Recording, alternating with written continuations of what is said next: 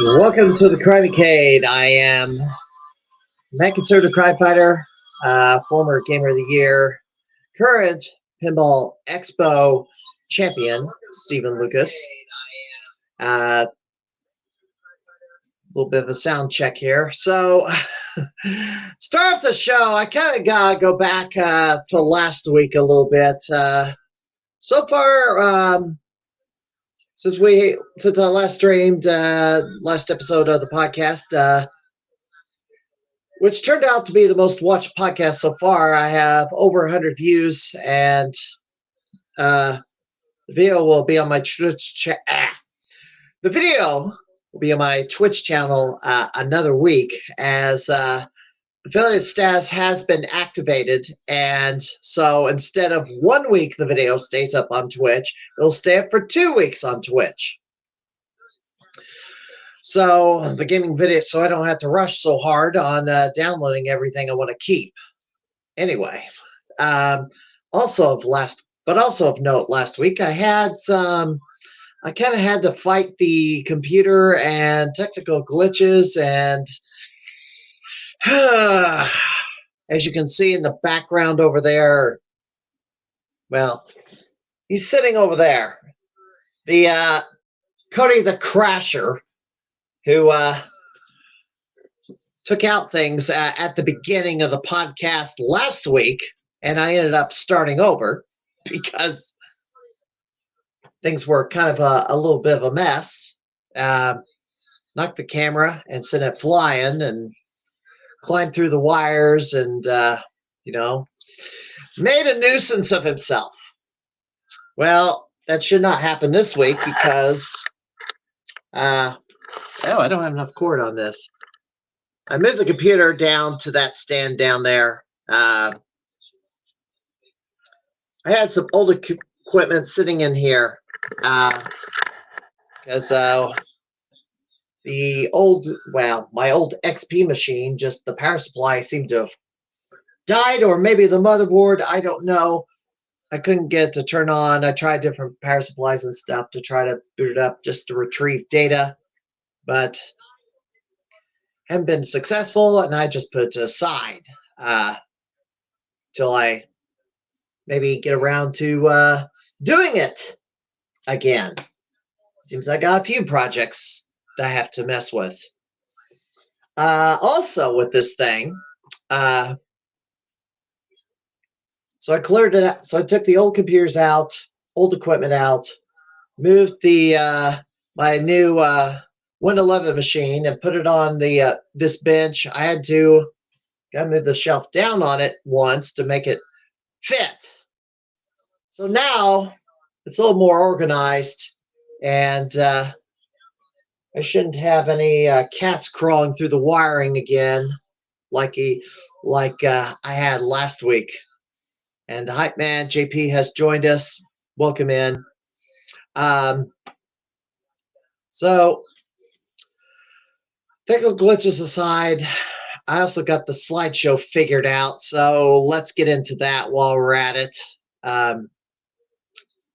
So the chase of tokens, and that's what I'm going to start with, so I hide this off. Scores got aired today, and for the first time, Jimbo Slice, Gamer of the Decade for the 20 teens, James White, has surpassed the 9,000 mark for tokens for the very first time at Galvin Ghost Arcade. But following behind, and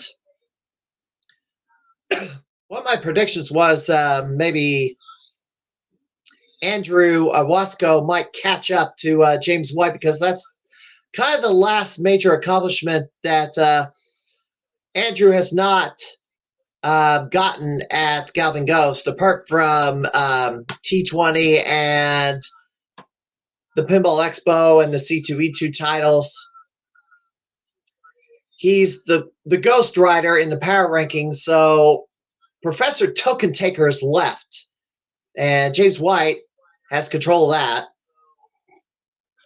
There's about an 800 token lead on that. So, what put him over the top, anyway, was the new Monday mystery game, Zarzan, also known as Satan of Saturn, by Taito. That was revealed as the Monday mystery game. There's quite a bit of scores on that one already from Fun Spot, as it's on their arcade floor. So the chase, of course. Now here's the power rankings, of course. Obviously, Andrew is got 190 high scores at the arcade. One of my predictions for 2024 was that Andrew would break 200 high scores, so he's got another 10 to grab from somewhere. Unfortunately, some of mine have been the targets, and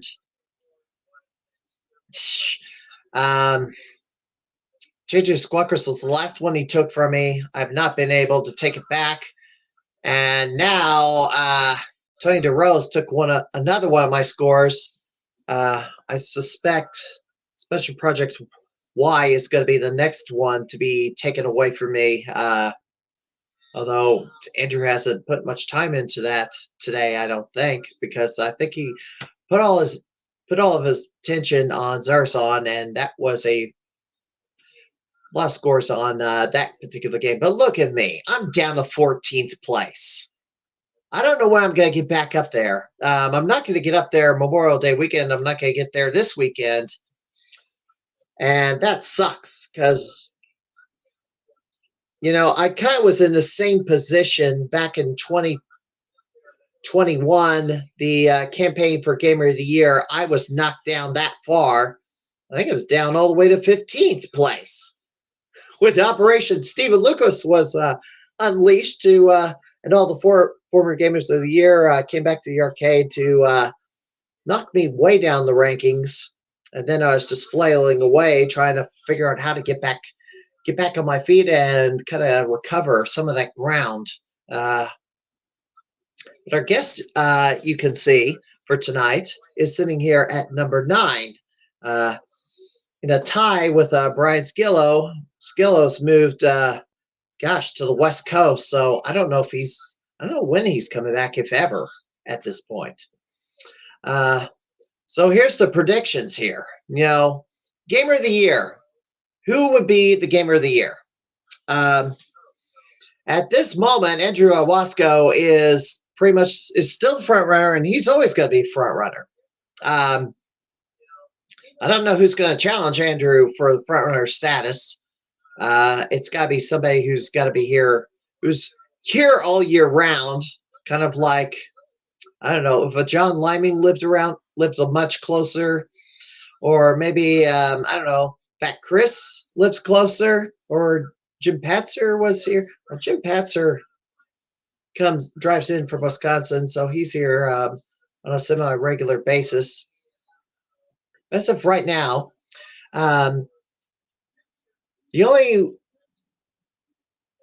the odds I have right now is the player who upsets Zurst at T20, and he's your current reigning Gamer of the Year and 8-time T20 champion. If somebody upsets him in August for the T20 title, then I have to figure that they're going to win Gamer of the Year automatic. I also put high odds on no one wins, because Doc Mack has not seen the wow factor out of anybody yet. So it may come down to T20 for the second year in a row. It hadn't been in several years, the previous years that T20 was held, but that might be a factor again. And then the other contenders on the list, I put Patzer, myself, Vulture, Bale, Jimbo Slice, 5%, and somebody else. And that could be, someone else could be Eric Pearl, I know. Could be John Liming. It could be KG. I don't know. What to see. So this petition's circling around.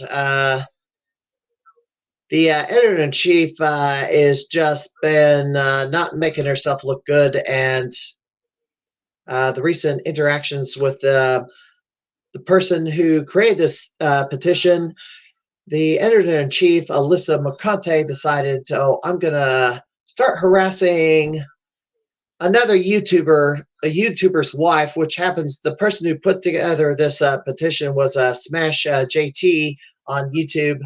I started watching his videos because of recent, because been a bit of a mess. He's been commentating on all the nonsense with Kotaku and game makers who decided to insert political messaging in video games that are not really wanted, because we don't want, us gamers don't want constant reminders of the real world. That's why we play video games, to get away from all that garbage. So far, petitions closing in on 4,000 signatures. This was a screenshot from a week ago, but that petition has grown since then. Moving on, though, Combo Starter is coming on May the 23rd. That's going to be at, up in Schaumburg, Illinois, May 23rd. It's the day before the Combo Breaker, the big Memorial Day weekend tournament, all fighting games. Register at the website below, Start GG CS 2024 Combo Starter. This is Combo Starter, so it's the prelude. Combo Breaker, of course, is you can register for that at combobreaker.org. Now, I've heard comments that some of the tournaments are full. That is, they had so many signups that they are not accepting anymore. However, there's a lot of games that they're doing in this weekend-long fighting game tournament. So if one tournament's full, maybe another tournament is got some openings.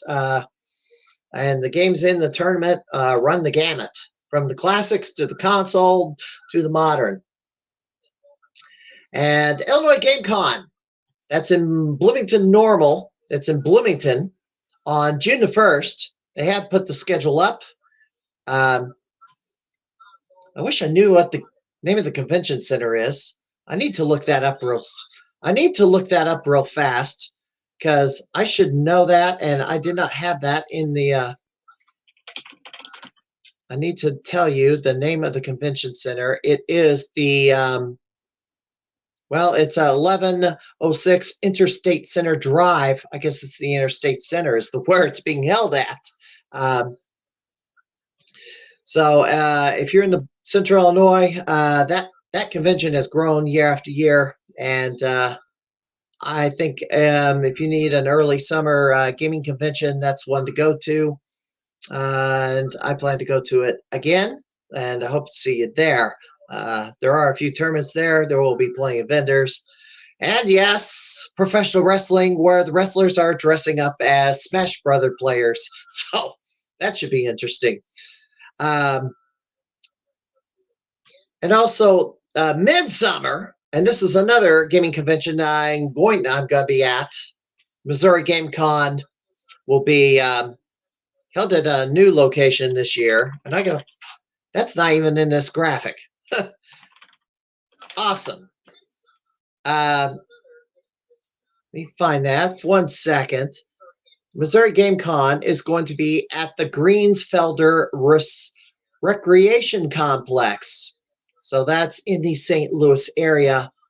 I will be taking my multicades out there again and have my own table, and probably signing my trading cards and probably pictures with the championship belt as well. And Blade Wars Tournament, Sunday, June 23rd, 2024, 4 p.m. start time. Super Dragon Ball Z will be the arcade game, which is not emulated. And if you got a PS2, that's about the only way you're going to play right now, because it's not on Fightcade. And now I'm starting to wonder, will I be participating in this fighting game tournament? I'm not sure. One other thing before we bring our guest, you've probably seen this. This is the this is the Apple iPad, the Crush ad, and a bunch of people cried, "Holy hell, how could you break all this wonderful stuff here?" And, the Crusher comes down and smashes the trumpet, which is sitting on top of and I'm having to kind of leaf through this because apparently Apple has been doing copyright strike down notices, so I'm just going to do stills through this. Yeah, a replica of an arcade 1-up is in here, becoming the second victim. And of course, this crushes a piano, a bunch of cans of paint, some computer equipment. Yeah, it's just, well, anyway, the fuss was about, how could you crush all this stuff? It's usable stuff. You're destroying all this creativity and all this blah, blah, blah, blah, blah, blah, blah. And the Angry Birds get crushed in here too. And of course, after the press completes, it pulls up. Everything's compressed into this little iPad. Well, if this ad offended you, you should be royally pissed off at the millions and millions and millions of dollars there's of stuff that's destroyed every year when they're making all these movies. Beautiful House was destroyed in Jackie Chan's Rumble in the Bronx. The Bad Boys movie with Will Smith. They run tanks through a multi-million-dollar mansion, and all the stuff in there is just like crushed and destroyed and burned, and all that stuff is like all these classic cars that get destroyed in these wild stunts. I mean, if that commercial offended you that much, maybe you should be but nobody's on a crusade of Hollywood destroying a bunch of stuff. Nobody's doing that. I'm just saying. I think the outrage is a little selective. Anyway, let's bring our guest. With no further ado, he's from Canada. He's placed in third at last year's T20 tournament. He's expected to be a major contender again for 2024 and a major threat to dethrone Zurst for the T20 title. Welcome in, Eric Pearl. How you doing tonight? Well, thank you for joining me. How's the weather up there in Canada? Actually pretty warm. It's like 24, 25 degrees. In Celsius. Yes, I forgot. Yes, we're still on Fahrenheit. Yeah. We use the metric system, but we don't use meters or centimeters or millimeters or Celsius, and just regular old everyday language. Like inches. Yes. That's all you need. Feet. Football fields. Pounds. All that stuff. Yeah. Well, anyway, gosh. So T20, you got third place last year. What were your thoughts about the tournament? I went back and listened to your award ceremony chatter. What do you got to say about T20? That was your first one. What did you think of it? It was fun. It was a lot similar to the MAME tournaments I've done in the past, but I think having it be only 3 days is a good change of pace. It's a lot more fast-paced. And technically, yeah, it's 3 days, but the amount of playtime totals up to about 21 hours. Yeah, it's about 1 hour per game, which means you spread it really thin. Yeah. And it also depends on the game, because some of those games don't last very long. Some Mhm. games last. I mean, you could go. I mean, I know Zurst last year actually won CC'd a few games Yeah, on his way to a title, which seems to have a knack of doing. I don't know how he does it, and it's like he won CC a game he's never played before.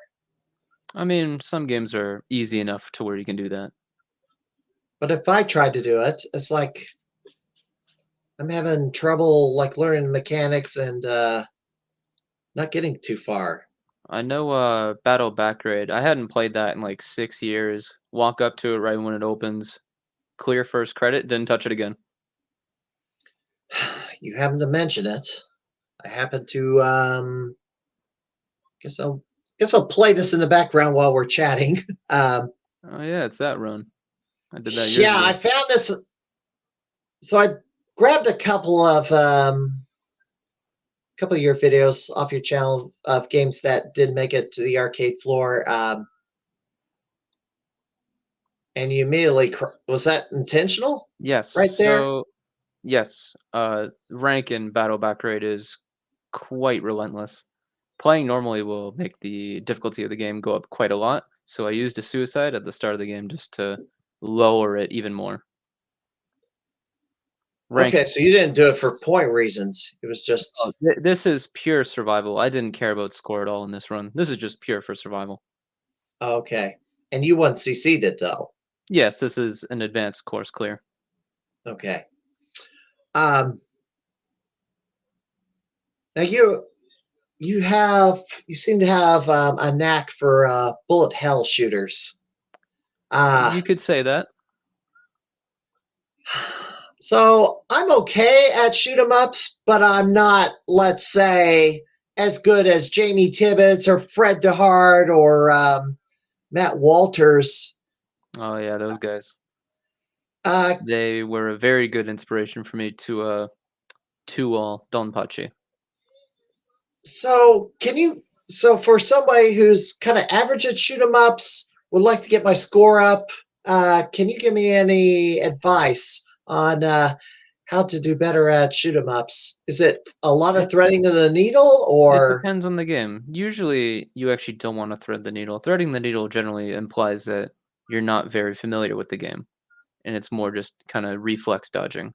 In reality, for shoot 'em ups, you want to dodge as less as possible. You want to learn all the stages and be aggressive enough to where you eliminate all the dodging. and how difficult is that? You just have to learn the path and It then be in the depends on the right game. position. Um, and welcome in, Jose, or Crackerjack 2000. Says you're a beast of smups. Thank you, thank you. It is much appreciated. Though he's got that score on, was it Ray Crisis? Ray Crisis. I think I had a run there that was like 7 million, and it got to the true last boss, but the score I played on 2P side, and the score was just out of frame. And I was like, ah, damn, I got to redo it. Whatever. Was that frame? So I there's no positioned the in camera. screen? No, I positioned the camera to the on the side, and the two-player side score was off the frame. And there's no Okay. real end screen in Ray Crisis. It's a bizarre game. Okay, so you can pan the camera and just see that digit. I You thought just it was stop on it. frame. Oh, It's not a big deal. they might have. So that's what he meant by accidental high score. Because he still has it. Yeah. Although it's like, I don't know. He can 100% clear the game. Ray Crisis isn't too difficult of a game for a TLB clear. Like, I only played it for an hour, and I got to the very end of it. A little bit of resource routing, and you're good to go. Well, no. I pounded that game multiple times, and it's like, it seems like I'm getting taken out by something, usually a boss. Mhm. I'm just wondering, well, it's like, how do I keep getting hit? How can I keep, because it's 3D, Mhm. obviously. Yeah. Uh, it seems like I just having some bad luck or something, and it's also getting that chain going for Yes. maximum points. So the chaining system in Ray Crisis, that's where things get a little bit weird. The scoring is, I believe, more about the actual bomb you use rather than just chaining. It's kind of finicky and weird. I don't really understand it. I was just kind of playing for survival when I got Okay. that 7 million. Um, the game is inherently luck based unless you put in a like a password to choose your route because there's like 90 different stage orders you can do and they're all different. And there was like one where now when I was chasing a score for this game, I did put in basically played the same pattern of stages. Mhm. 'Cause- There is an optimal pattern. There are a few replays that will use it online by, CYR Wiz, I believe. So Japanese player. there's an optimal pattern. Okay. Yes, there is an optimal stage order. Boy, if I knew what that was, I might take another Uh, crack at it. I could check real fast. It shouldn't be that hard to find. But yeah, there is an optimal path order. Usually a lot of the stuff is documented, thankfully, Okay. with either Maybe I videos or text information. maybe I'll look for it, but I don't know when I'm gonna make it back up there. Oh, here it is. For ship 1, it's map 5. Ship one, map 5. Mhm. Okay. Okay. Um, so let's start at the beginning. And wouldn't you know it? By the way, if you haven't noticed, I do have emotes, and they're all of Cody. Well, this goofball is hovering under my desk Oh, he's again. orange. Great. Yeah, so that's why the emotes are orange, and they look like him because he's this ornery, and he likes to crash the stream and sabotage it as well because I'm not giving him enough attention, or I don't know. What a great cat. Love orange cats. They're Oh, very silly. he bites. He's vicious. Looks very vicious right now. He will be calm, he'll be purring, and then Mhm. he'll take a bite out of you Oh, that's just cats. out That's just of what they do. randomly. Yep. And it doesn't take any provocation, he'll do it. And that's how he act. That's That's how just he what they do. rolls. Yeah. And he's looking at me right now. He's like, I'm about ready to take a bite out of you again. And he just did. He just did Yeah, I it. saw that. Oh, there he goes. Get out of here. And when he doesn't behave, you don't like that. Anyway. Ooh. Anyway. So let's start from the beginning. I've Okay.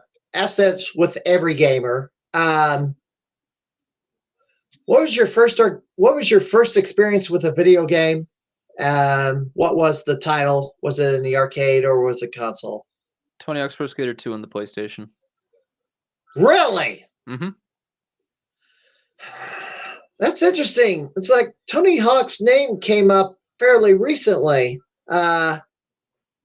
He made an appearance at an arcade in Wisconsin that I also went to recently, just like about a week after I paid a visit. Um, so why Tony Hawk, or what drew you to that game first? That's just what my dad was playing and let me Oh, try it. what year? It's not too deep. Okay. What year was that? Do you remember? That was 2001. 2001. Mhm. And from there, how did your interest in gaming progress? Like after Tony Hawk, something had to draw you to other types of games other than Right. skateboarding. Right, of course. We had a few 3D platforms for the PlayStation 1. I'm talking like Croc, Pac-Man World, Spyro the Dragon, that kind of thing. Hmm. Um, I remember at some point we had a what's the game called? Midway game. Oh, shit. Uh, I can't think of it. Uh, I'm not hitting the censor button on any of this crap. Okay. Everybody's just gonna. If somebody hears a curse word, you're just gonna have to live with it. Oops. It's Anyway, I think it's not Blasteroids, but you know what I'm talking about, right? It's a Midway Atari game, kind of well, like there's asteroids. not Asteroids. It was ported to the PlayStation. Road Blasters, that's what it was. Yes, Road Okay, Blasters. I had a that port was the of that. driving. Yes, Okay. I had a port of Um. that because I remember playing that probably 2004, 2003. Okay. Then from there, we got the GameCube around launch, or a few years after launch.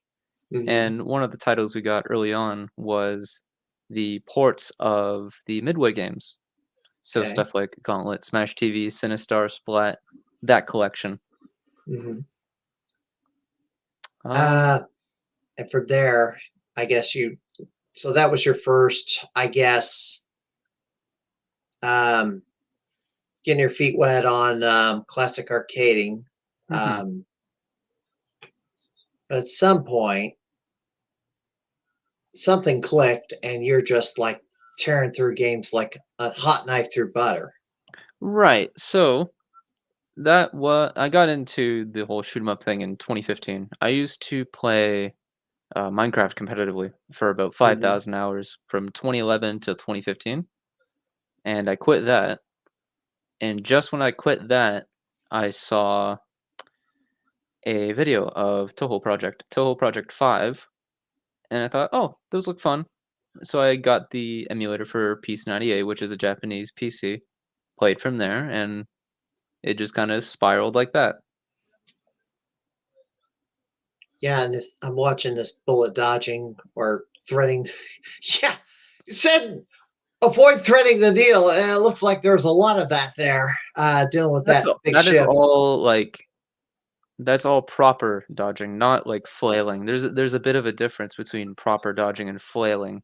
Proper dodging Okay, is when you actually know the pattern that's coming up, and you know a way to actually handle it.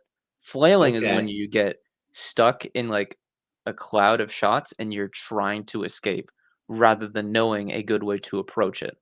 Hmm. Well, seems like some of the time I know what's coming, but I still get caught in a bullet, still get hit by a bullet. Knowing the hitbox is also pretty important. They can be kinda miscentered or kinda weird on game to game. Yeah, and it seems like, well, my luck has been I'd get graced by a bullet and die. Right. It's like, okay, the bullet barely touches your ship and you're dead. Like, It depending on the game, yes, that will yeah. happen. Uh, Like Dio. Dio's hitbox is massive. yeah, and then compare that to death smiles. Yes, You're I trying to believe avoid the heart. The heart is what, yes. if it contacts that, you're dead. Yes, I do believe the hitbox in Death Smiles, though, is a 2 by 2 pixel or a 1 pixel hitbox. And I still get shot down. Yeah, don't worry, that happens to me too. I'm not a big fan of Death Smiles. Well, actually, it is a good game. I just because the high. Scoring is kind of weird. Let's just say that. Okay, It's very unintuitive to how you're actually supposed to score the game. all right. Uh, so basically, 2015, you started hitting the classic arcade games. What we got? Oh boy. Pro Gear, yes, I have one looped the game a few times, but nothing more. Not really a huge fan of it, but it's cool. That game is back on the floor at Galvin Ghost. I heard. So, okay, the next question I have is so the Canadian gaming scene, I'm not really. I asked Tracy Gleave how the gaming scene in the United Kingdom differs from the United States. Is there any major differences between America or United States and Canada on the game on gaming? Not really, no. There's significantly less arcades because everyone's just kind of in one spot in Canada. Like You have the Southern Ontario place. by Then you got Michigan. like yeah, then you got like Vancouver, right? Hmm. In Quebec, and that's about it. Everywhere else is just kind of whatever. There's very few arcades run, and the more pinball oriented than games, which is fine. What is the? I guess I should ask. What is the most prominent arcade in Canada, There or really best isn't one known? actually. There really isn't. No. Um, any publishers that come out of Canada, the arcade games that you know of that basically are based in Canada and they were just exporting the games to the United States Uh, or the world, the basically. only game I know of is Intrepid. Intrepid. That's it. That's the only one that comes to mind. Do you know about Okay. Intrepid? No. Oh, it's good. That's a good game actually. You should look that one up. Actually, I'm gonna look that up right now. Intrepid. I believe it was a French Canadian developed game. Oh, here it is. Is that it? That's it. Oh, I wonder who published it. It's a name I Uh, can't pronounce. it'll pop up in a second. Well, I can tell you this: Goblin Ghost does not have this game. It does not. But this is a No. good game. Nova. Well, Oh, that it's was a Nova. pretty. Oh, you know why? I was thinking of the sequel of this game that is not emulated correctly. It has like a really nonsense title. Okay. But I believe that this is a French Canadian game. All right. Um. So you also have a knack of finding or breaking games.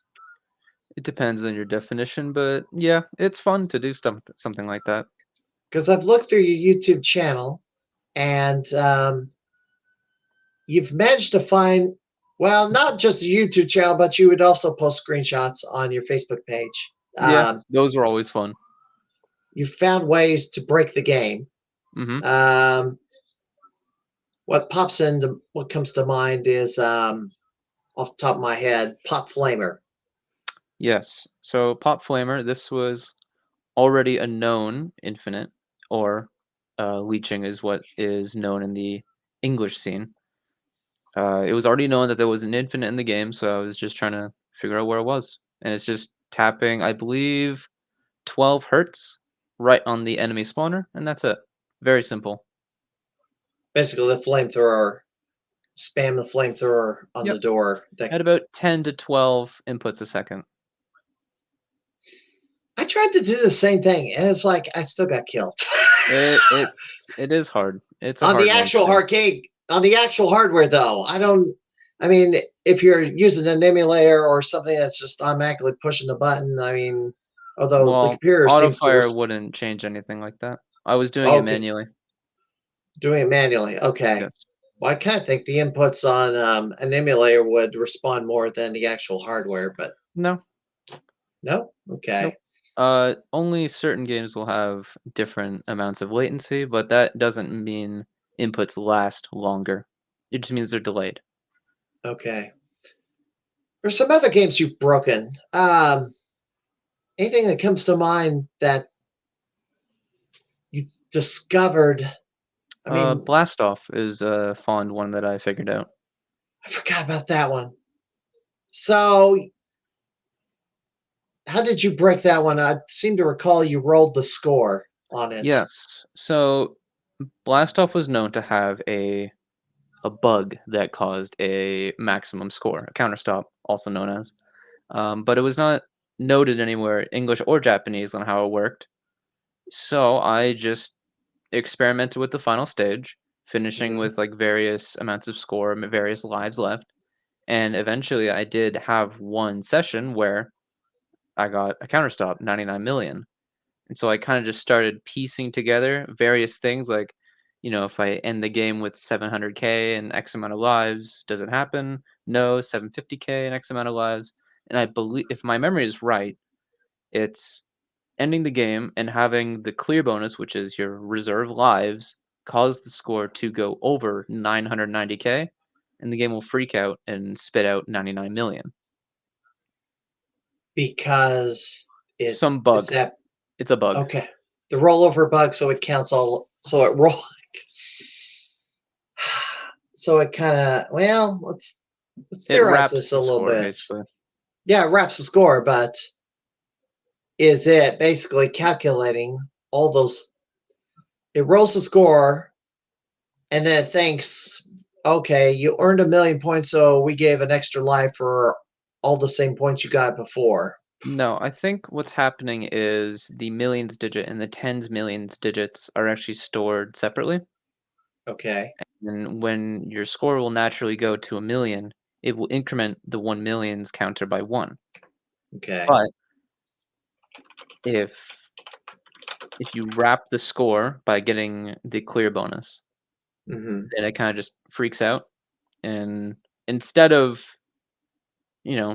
going to just 1, it kind of goes to negative, which is then outside of the bounds. So then it wraps it to 99. Okay. Something like this is what my assumption is. It's pretty hard to actually pinpoint the exact cause. And I came close to once he's seeing the game without any lives lost, and it's probably going to be the only way I'm going to even hope to take the score back from Andrew, but I haven't even tried. So If at you some want point, to score higher, you will have to suicide some of your lives on the final checkpoint. You profit about 20K per time doing it. really. Mhm.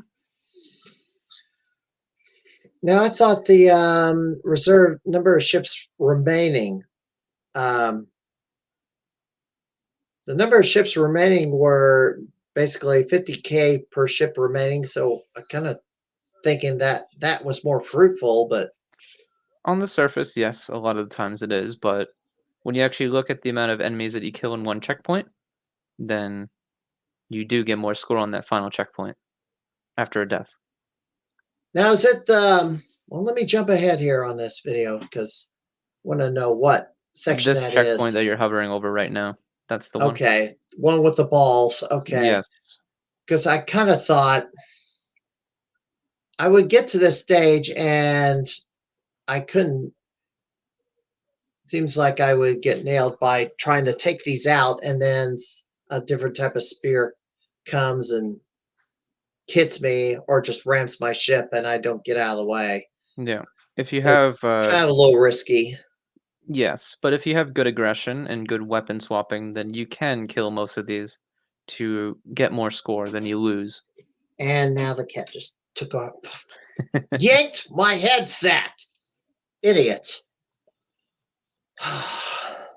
I know when I got to this stage and the final boss is like, I was just super intense because I had to position the ship all the way left or all the way to the right Yes. and not get hit by those balls. I think this can be safe spotted, but I don't remember for sure.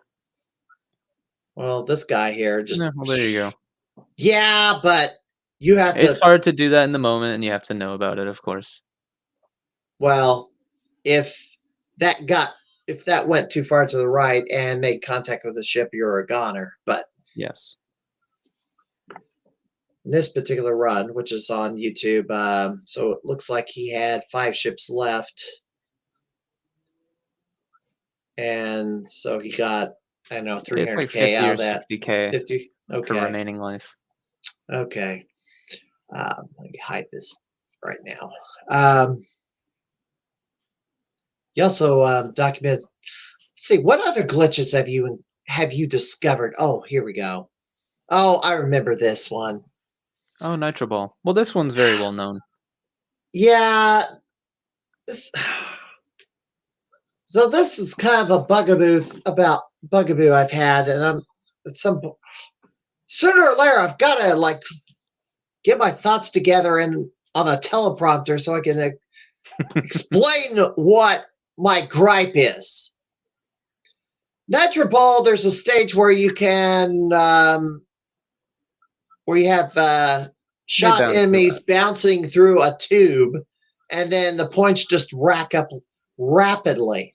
Mhm. And the more enemies you trap in there, because you're trying to keep them in there and keep bouncing back and forth, you can't let any of them, let's say, fall out of the tube and then they just drop dead. You have them all in there, and then you can just rapidly rise the score to like 99 million or a max out. Yes. Doc Beck didn't particularly care for that scoring technique. So the rule was, while you can do it, you have to finish finish the stage on the same life. If you, he just grabbed my cord again. I'm going to hold this up. I'm going to pull that up because that is a good you put a countermeasure rule. to it.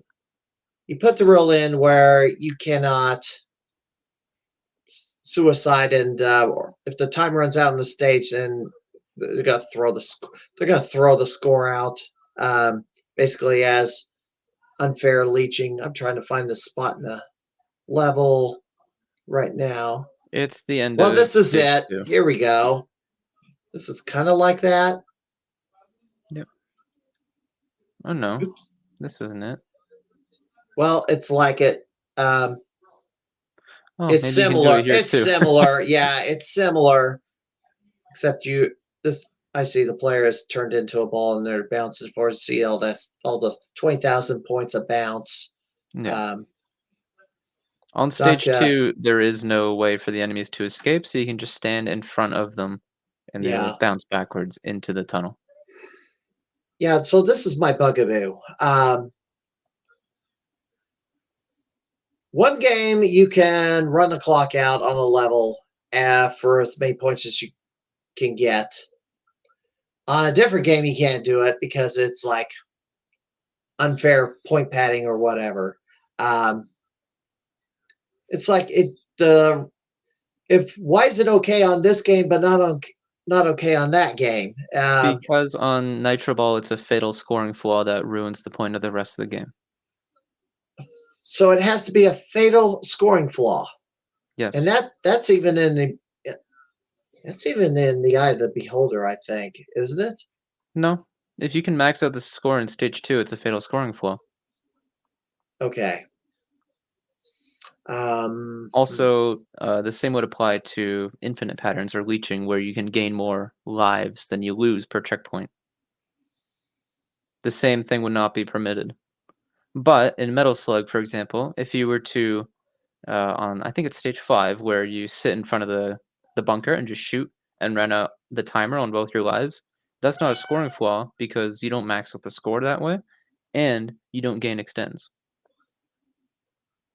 It keeps Okay. the scoring healthy of the game while allowing the rest of the game to be played. Okay. Another game. Here's another one. Okay, so let me throw an example out there. Real Ghostbusters.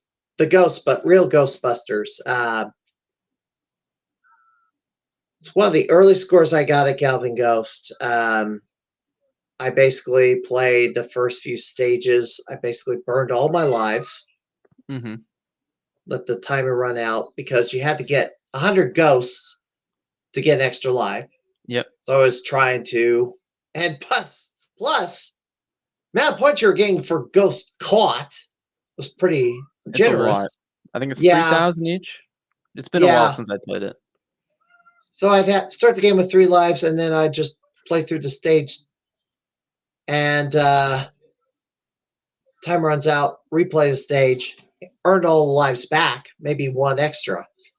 Mhm. But that I can't. I'm not permitted to do that. It's if you back 100 ghosts on one man and go max out the timer, then so be it. But replay the stage, no. Well, yeah, replaying the stage is potential for an infinite pattern. Although, well, not an easy one. Well, it doesn't matter if it's easy. It's still a potential infinite I pattern. mean, you have to go through the stage and not die, and Well, yeah, that's just a basic route. it's a basic route, but it's still it can still backfire. You can get unlucky, and I seem to get unlucky often. Uh, See, this is a game I want to play again. I just haven't gotten back into it. But then again, I believe the game was having it was having some graphical glitches and stuff. I remember that with Nitro Ball. It was kind of weird. It's like the manhole covers were not visible, and some other things were not showing up on the screen. Like one of the boss fights, you're getting run over. You're seemingly getting run over by something, but you couldn't see it coming because Hmm. the graphics were not showing correctly. That is unfortunate. Yeah, and so I ain't gone back to it because other games took up my attention. um, so, um, going back to T20, that's coming up in 2024, or that's coming up in, gosh, 3 months or so. Around that, yeah. Yeah. No, the last T20, that was your very first one. Hmm. What would you like to see at this year's T20? Um, Honestly, I have no real expectations. Like, I don't want to see anything specific. I like it when I'm surprised. But let's say a game that Galvin Ghost doesn't have currently. Mm, Probably Moochie Moochie Pork would be one I would really like to see. Moochie Moochie Pork. Yes. Okay, I've got to pull that one up. I have a replay of that one somewhere on YouTube as well. Moochie. Oh, I think I know what. I think I kind of have an idea. Oh, Yeah, that's Kiwi's replay. It's a good score. 200 million. it's an anime. Anime. It's made by the same guy that made Battle Back Raid. Oh, okay. Um, yeah, I'm not. Actually, yeah, I've not heard of this one. Was this? I guess this was another Japan only release. Yes. Okay. The T20 kind of runs the gamut in the games that they put out on the floor, or at least last tournament they did 20 new tiles that were not on the arcade floor yet. Although they covered the gamut in they had some representation in every gaming genre. Jeez. Yeah, all genres were covered. Rhythm was covered in the side tournament with the single rhythm game they have. Oh, the Chocovator? Chocovator, Yeah. yes. So I guess when you're grinding away on T20, I mean, was there a certain point where you said, I think I've locked in third, but I don't think I can catch second? Or Yeah, how did you decide? start of day 3, when I Mm-hmm. realized the games I would have to play to get second or first, I was like, "Eh, nah." I just didn't really want to play some of them. Like the fighting game there, I forget its name. Was not a fan of that Ani. one. Pardon? I think it's called Ani. I don't remember what it It, was. yeah, I think that's what it was. I know one of its names is Meta Mokester. This might be, nope. Uh, no, I don't. I must have it wrong. I think the game was called Ani, but I don't know. Um, it was it was a strange kind of a fighter though, because you only had your choice between four characters. It's not really a one-on-one fighter. You're No. fighting kind of like it's kind of the same vein as Red Earth. A little bit, yeah, but the scoring was really jank and I didn't care for it. Yeah, and it's not hit the arcade floor yet. It's I think there's about 5 T20 games that have not made an appearance on the arcade floor. course, we're getting up to 1,000 in I a few really hope it's months. Power Up Baseball. That'd be so funny. For game 1,000? Yeah, it'd be so funny. Somebody brought that up Monday. It's like, no way. Imagine the comedy, frankly.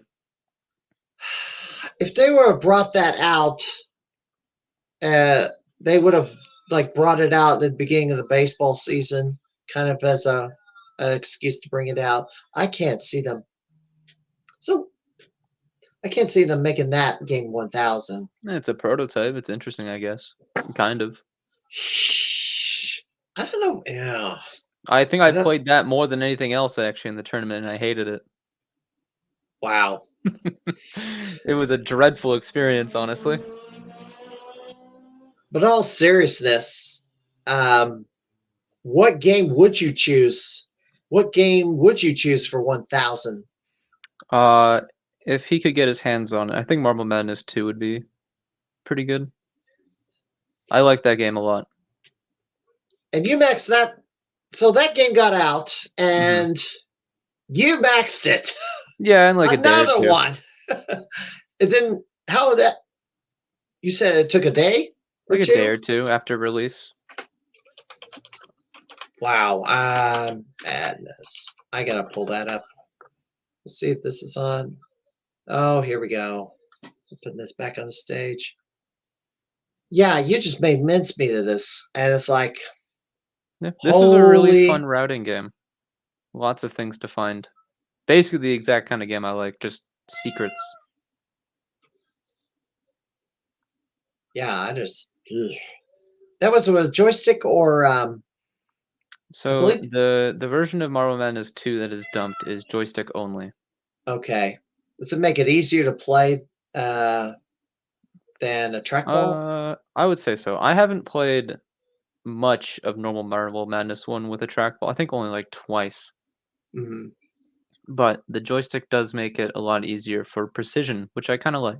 I like the precision and the speed up button. That's very fun to use. I did have this on my list as a possible game to put as game 1,000, but I don't know. I had this also as game 900, but they ended up choosing Atari's Firefox. So I don't know. We'll have to see. Well, since we brought up game 1,000, here's the other question I usually ask my guests. Now, right now, you're ranked number 9 Hmm. in the power rankings, in a tie with Brian Skillo, who I haven't believe moved away to the West Coast. I don't think he's been back to GGA in quite some time, maybe years. Um, Contenders for Gamer of the Year, and I talked about this earlier. If you were chosen as the Gamer of the Year, what game would you choose to put on the arcade floor? Ooh, that is a tough one. It A lot always of the games is. I really like are already on the floor, like Bat Rider. That's one of my favorites. That's already there. Yep. Um, maybe Ibarra would be really good. Um, Ibarra. Ibarra is another kind of Garega style game. Oh, there we got it. Yeah, yeah. Jump So this that up. is Ibarra. Or another one would be Yeah, I'm not familiar with this game either, but then again, this is probably a Japanese only release, I'm yes, assuming. Japanese only 2004 or 2005. Another one would be Why Ketsui. did Japan get so many great games and we got stuck with the I don't know. Another good one would be Ketsui. Ketsui is wonderful. That's a fantastic game. Ketsui. Yeah.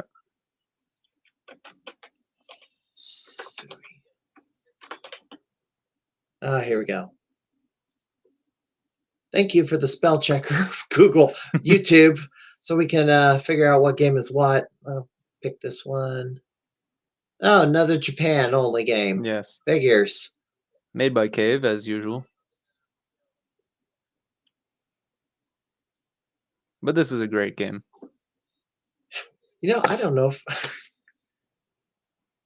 Doc's running out of room on this arcade floor. I don't know how many more shooters are out there that are. There are many more. Oh God, jeez. Yeah, so many. I don't know. And there's some shooters that I played that have not made the arcade floor either. Sheesh. Well, so what are your thoughts of the so when do you think you're going to be back at Galvin Ghost? Is it you going to be T20 or I would like come back to. sooner? I would like to come for T20. It depends if monetary wise and job wise if I can come down. So it's not guaranteed, but it's guaranteed in the heart, so to speak. I would like to go, but if I can't, then it is what it is. Now, last time before T20, if you come down from Canada, you're like, they dedicated, or like, boy, I'm tongue tied. I can't even talk. It sucks. That happens sometimes because, I'm kind of going off the cuff here and I'm kind of thinking out loud. And then sometimes those Right, it's thoughts don't understandable. fully form. But I'll ask this way. Not counting T20, the last time you were at Galvin Ghost just for fun or as a trip, October not for a tournament, 2022. you took about a dozen scores all at once. Some of them were mine. Did I? I forget. I forget which Xevious ones I took. 3D. Oh yeah, that Xevious one. 3D is one of them. I haven't played it again. I got to relearn the game and find out where all the hidden towers are. That game is frustrating to play because there's no real easy way to play it. You either play low rank and then you get no score, or you play high rank and you get no score because you die early. Well, finding those towers is a big help. I know Well, that that. increases the rank a lot. That makes the game far harder. Okay, but the bonuses are that great. Um, what is it? Something Viper. I can't remember the Oh, name of Viper it. Phase 1. Viper Phase 1. I came close to taking that score back, and then I foolishly went to grab a power up. The classic of a Cebu game. I foolishly tried to grab a power up that I already have just for bonus points, and I didn't need to because I was in a section where if it's like the fourth stage of the game where there's these spears coming out, and I think I remember the section you're talking about, yes. if you kill the spears all in succession, you get some sort of 5-digit bonus per group. And I was at the very start of it, and because I went and tried to grab that pair up for bonus points when I didn't need to, one of those rammed me. The classic of a ride-in game. And I haven't been able to get close ever since. And the game's been down too. Damn. I mean, you'll get it. That score didn't take me too long to do. I'm sure you can do that. I hope so, but part of that is getting 100% damage in the first couple I stages. didn't get any of those. I got 98.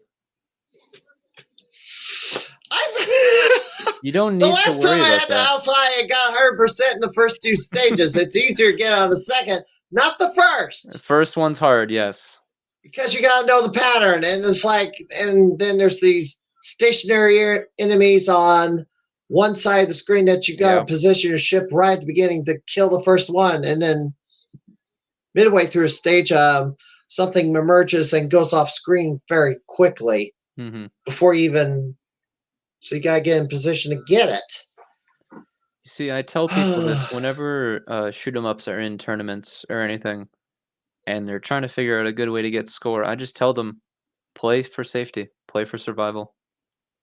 Because going for score is something you do after you've cleared the game. So it's better to go for survival first to get more consistent. Although Strato Fighter, and I have that in here, which I didn't pull that up yet. Oh, that game. Yes. Knock that one out. So I played this, That was a T20 game. They just Yes, put it that was. on the arcade floor a couple of weeks ago. First playthrough, I got a very good score, and I was surprised. Mm-hmm. I got it, and it was kind of, I think, the top 5, or it stayed in the top 5 till the end of the tournament. I only had like one. I think I only played it once. Yep. And then every run after that is bad, right? That's the classic of this game. I think I only played it one other time that whole weekend. But because the score I got on the initial run was so high, and it was standing was it just didn't seem like it was worth putting in the time to do another playthrough of it Mm-hmm. That's when what I there's felt so with many. Backgrade as well. Yeah, I played Battle Backroyd a lot more. Gosh, it was in the C2E2 tournament, and it's like I finally get a decent score, 2.3 million, Mm-hmm. and then find out at the end Jimbo Slice got 2.6. In Backgrade? Yes, No, it's not bad. and it's like, And I hate to break it to you, but you can get 13 million on stage 1 in Backgrade.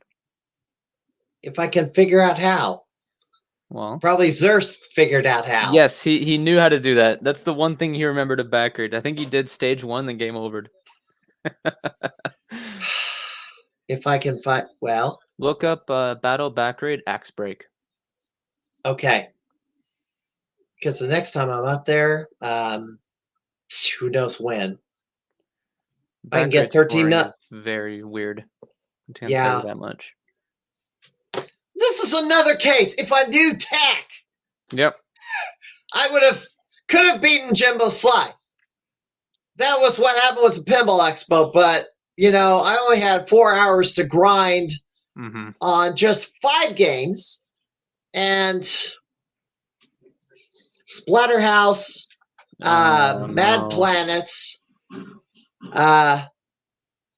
Backroider was 1, Street Fighter 2 Hyper Fighting set to maximum difficulty, which Yeah, nightmare. it's luck of the draw of the first fighter, because certain fighters are harder to beat than others, and Mm-hmm. I just nothing going my way. And plus, people want to play Street Fighter just Exactly. They and just want to against play it. each. They want to play it against and basically a versus mode. Yeah, So I that's didn't really have understandable for a fighting game. much of a chance to grind on it. The only score I got was Alcon. Oh yeah, that game. I always forget it exists. Yeah, it's kind of like, it has the greatest mechanic. And yes, I know about the suicide trick at the very Yeah. beginning, the pacifist start.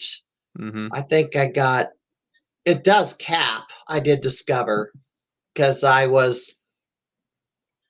think I got much further than I had ever gotten. And I had previously gotten the 240 and the max power ups.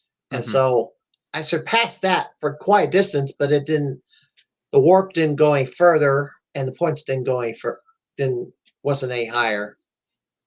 So I guess it does cap. Yeah. I discovered that as well. The caps around the mid 200s. Shoot. Well, let me see this. Um, so I got some standby questions that I have if I'm stumped, and All right. some of these questions came from, well, Walter Day has a trading card collection of Mm-hmm. famous gamers and other things. Do you have a trading card yet? No. Would you like to get one? Doesn't matter too much to me. Okay. If you get there's some major gaming feat, and it looks like, looking at your YouTube channel, you've done several. You might want to get in contact with Todd Freeman, because he'll hook you up. Well, the concept of like of a wild feat is depending on the player itself. Yeah, but I'm not the greatest gamer of all time. This card here was for winning the 91 Nintendo Campus Challenge. This card was winning Gamer of the Year. I see. But I know some gamers' pets have their own trading card, believe it or not. That's funny.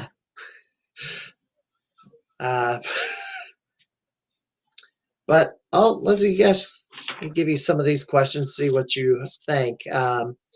If you could design your own video game, what would it be about, and who would be your main character? Probably a shmup similar to Thunder Dragon 2. That's about as far as I've thought of that. No specific main character. I just want to make a fast-paced shmup. So you started playing games in the early to mid 2000s. Yes, 2001 was my first one. What do you think about today's generation of video games, and how do you compare them to the older generations?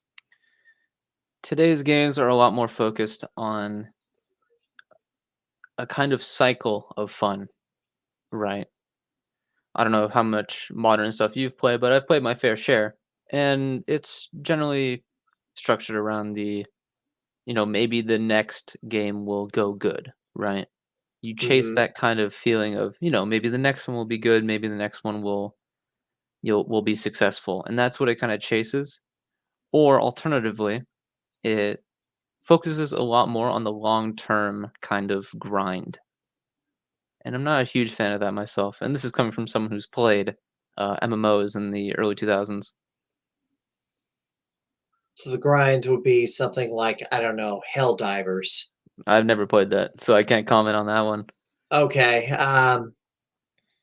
Basically, these open world games where you're leveling up your character, trying to find, and then Yes, very fighting similar. these incredibly horrible bosses that are Dark Souls come to mind, I Right. guess. And you know how hard the bosses are and how easily you get killed. And it's like, I've never played Dark Souls before, so I can't comment. I played a demo, and that's as far as full confessional here. The the newest game console I own is basically a Nintendo Wii. Mhm. I have not gone out and bought the latest and greatest. I don't own a PS5 or an Xbox One or a Nintendo Switch. Uh,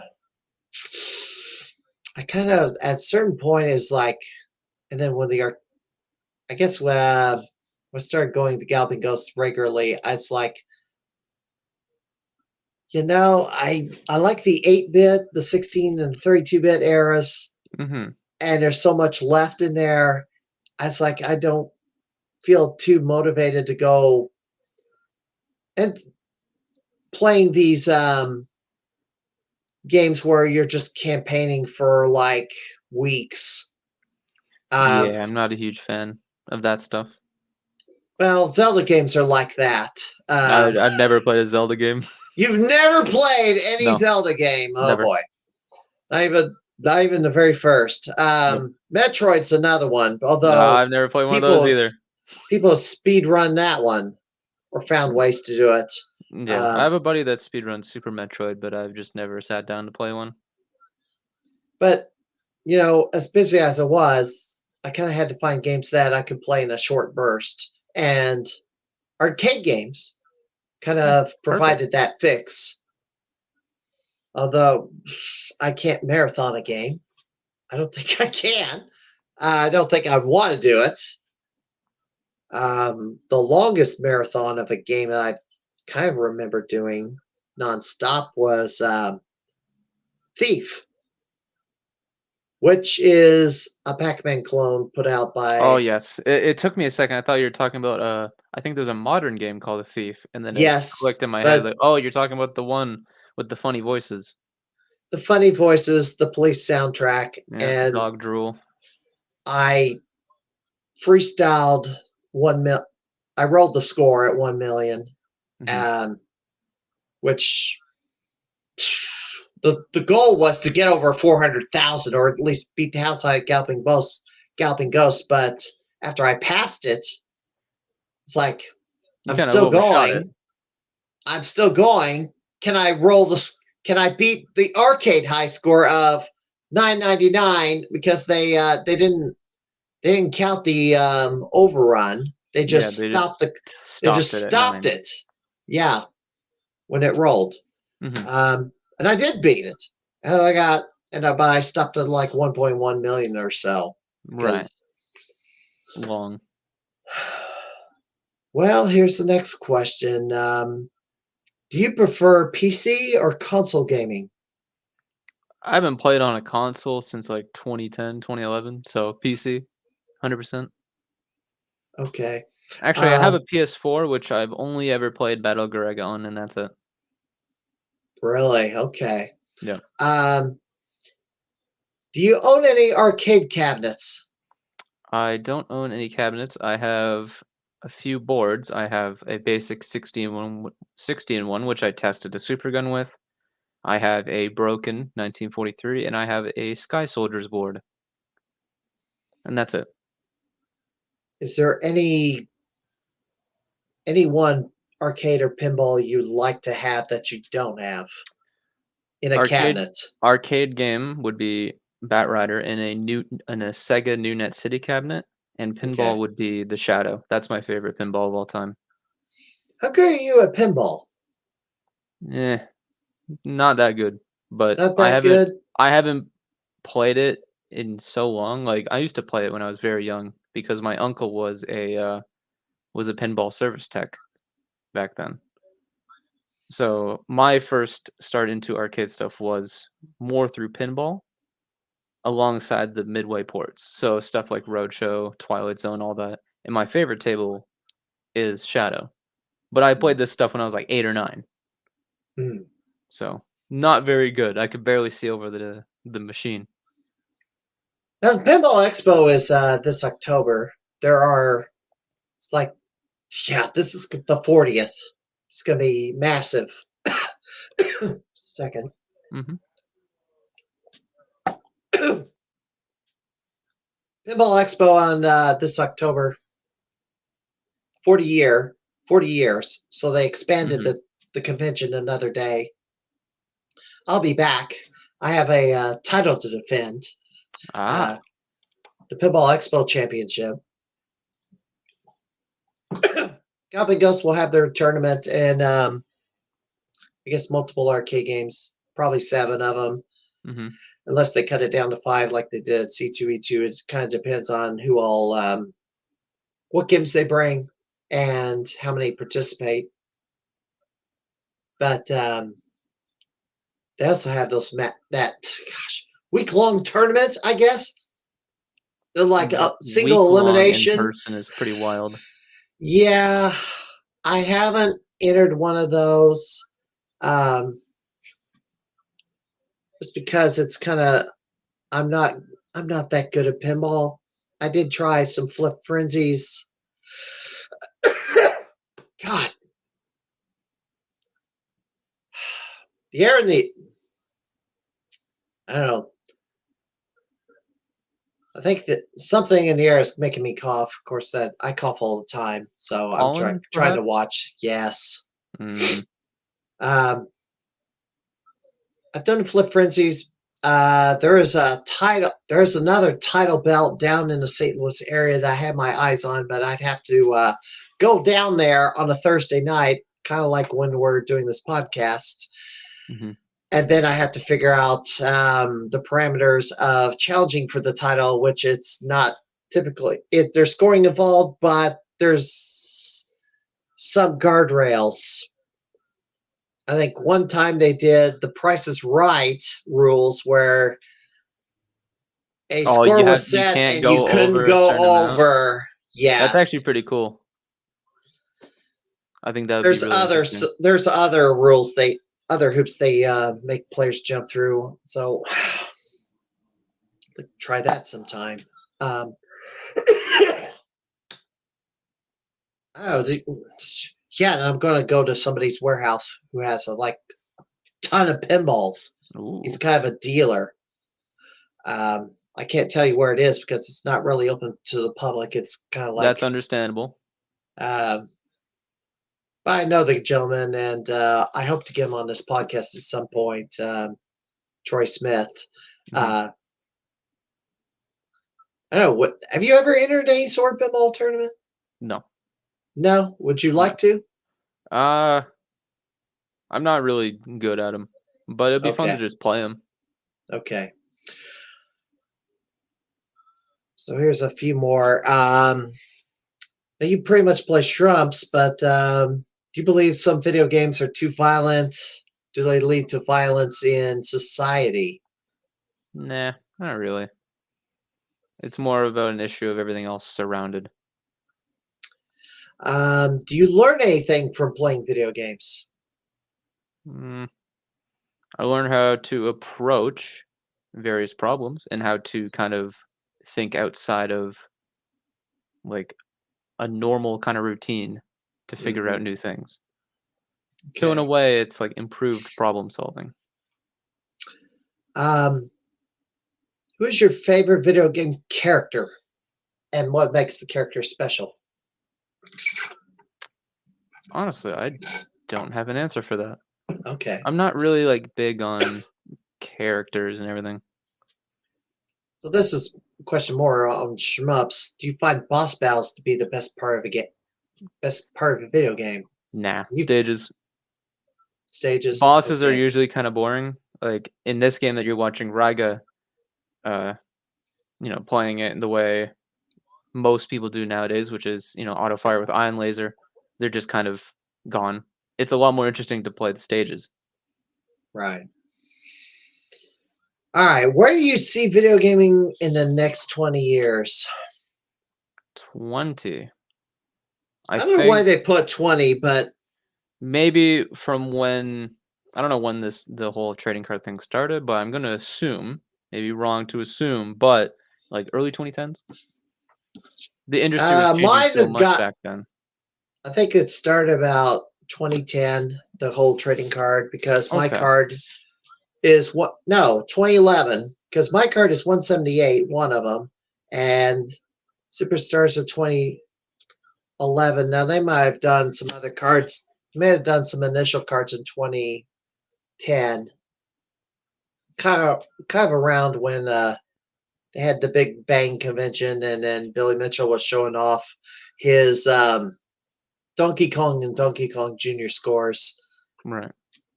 and the controversy that I'm not gonna litigate that, but that's still reverberating. I guess those two videos to this day. Hmm. Um,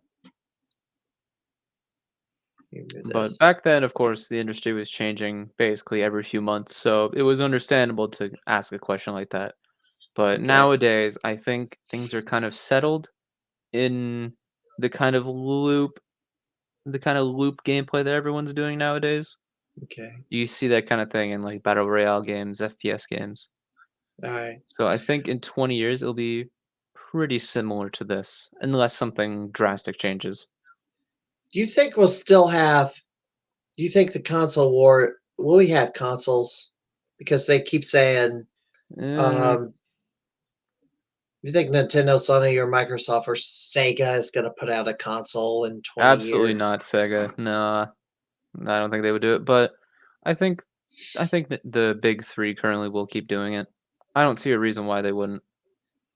Although there's been chatter in the last week or two that the console wars is over, um, and Xbox is having major problems all of a sudden. Obviously, the triple A studios having their massive layoffs, and game Yes, quality has been going downward. They're spending all this money to create a game, but they're not cranking out a good game. there. I believe there is some weird stuff with Xbox and PlayStation, like you can play one on the other for some reason nowadays. I think that's what I've heard. So maybe those two would merge, and then there'll be Nintendo on the other side.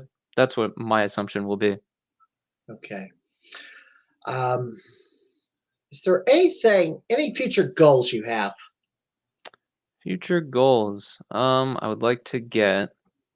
Right now, I'm actually going to start working on a few more tasks, and I would like to get the name's going to sound like nonsense.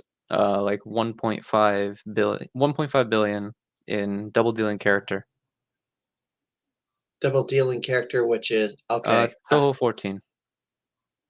Pro Bowl 14? Toho 14. Oh, Toho. Okay. Yes. That series. Yes. TAS, for those who are not aware, is a tool assisted speed run. Speedrun or super play. Super play. Yeah, and I've seen a few of those. I saw what you did with Pac-Mania. Yes. That one was fun. It's like you do something, then you have to back it up and then start again. It's like, yep. How difficult are those to make? It's just time consuming. It's more about knowing the game itself before you actually go into something. So that way you don't have to redo the whole thing when you realize, oh, wait, I could have done this at the start. But you can. Pac-Mania, gosh, the high score is like 400,000, but the tool assisted speed run, you ran up 4 million. Could you actually do it in live play? I played everything with my own hands, but everything was done with save states. So without the save states, could you run up? Absolutely not. No. You don't that think thing you could has immense RNG manipulation and a lot of single frame inputs that I wouldn't be able to do consistently. Holy cow. Okay. Is there anything else? So you do have a Twitch channel. You do stream. You don't stream often, but you do have it. What's your Twitch channel? I'll put that in the chat. I'll just type in chat. There you go. Oh, did it go through? I don't see it. There you go. There it is. So it's Pearl _ is your Twitch channel. Non_ was taken years ago, and I'm upset about it. Okay. All right. I think we're about at the end of the podcast. Anything you want to plug before we get out of here? Nothing specific. Just play shmups, enjoy games. Okay. Who should I have on my podcast next? I'm not sure. I don't know many names in the community nowadays, especially like the retro arcade scene. So I'm not too sure. Are there any other Canadian gamers that you know that you're real familiar with? In the arcade scene? No. Or even the console or just any type of gaming? Not really. There's not much. Not much that I know, at least. I'm kind of like an outsider. See, that's why I have you on this program, so everybody gets to know you. Because that's the whole purpose of this podcast is getting people familiar with gamers that are not getting enough exposure. Right. And 13 episodes so far, and 13 episodes so far, and I've got a long way to go. Well, it seems to be doing pretty good so far. Yes. I do have my guest for next week. It's going to be this guy. I better hide that. Fat Chris. Ooh. Chris I know Vulture. He's really good at the light gun games. Yes, I've confirmed his appearance for next week here on the podcast. He's from the state of Maryland, but he travels the country. Besides, and he repairs arcade games because his trade is that of a electrician. So ooh, that's very handy then. Very handy. Very useful. That will be next week. I'll be happy to have him. That'll be a fun time. Anything else before we get out of here? Nothing's really on my mind. Do you have anything on your mind? No. Do you have anybody you want to challenge? In terms of what? Well, I've had best of 7 challenges with other gamers. Let's say, I don't know, oh, this would be interesting. Hmm. Get all the shoot 'em ups, put them in a spreadsheet, number them, give them out order, do a best of 7 challenge. Mm-hmm. Kind of like I did a best of 7 challenge with JP Pitts on fighting games because Mm-hmm. since he's the host of Bloody Wars, I wanted to. I guess we've clashed a little bit, and I challenged him to a best of 7. I won the initial one. He won the second one. There's going to be a rubber match sometime in the near future. All the fighting games are back on the arcade floor, all the ones Mm-hmm. that work. So there's going to be a rubber match soon. But let's say you have, I don't know, best of 7 challenge with Jamie Tibbetts or Fred DeHart or Matt Walters or somebody else that's good at shooters. That would be fun just to hang out with people. That would just be a blast. Who do you think would what? Do you think they have a chance against you? Depends on the game. Depends on the game. Like Okay. Gradius or Mars Matrix, they will just destroy me on Mars Matrix because I'm terrible at that one. Okay. What is it? I guess I should ask. What is your best shoot 'em up and your worst shoot 'em up? Worst. Honestly, Is it probably Mars? Mars Matrix, Ikaruga, Radiant Silvergun.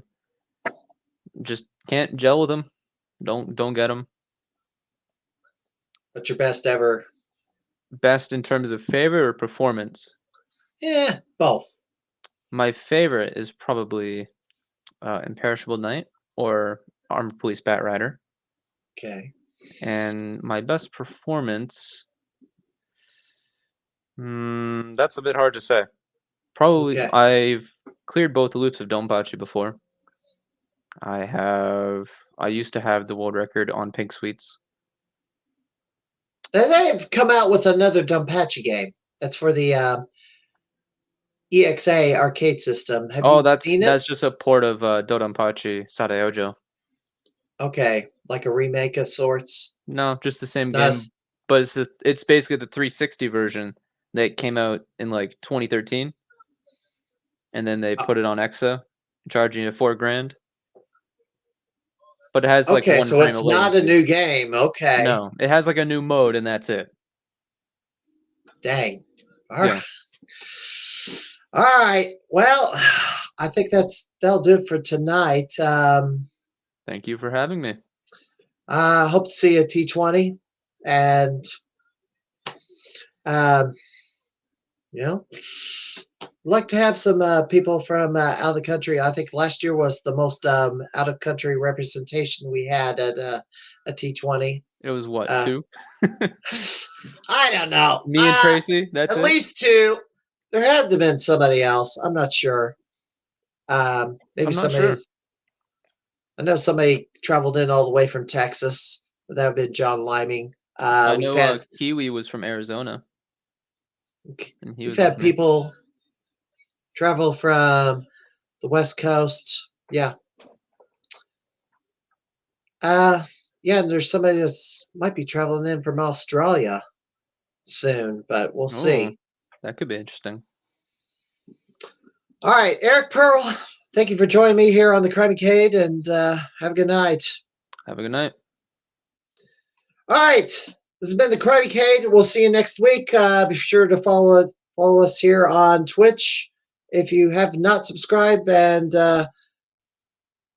Fat Chris will join us next week starting around 9 o'clock. Until then, I hope to see you around the arcade soon, and have a good night, everybody.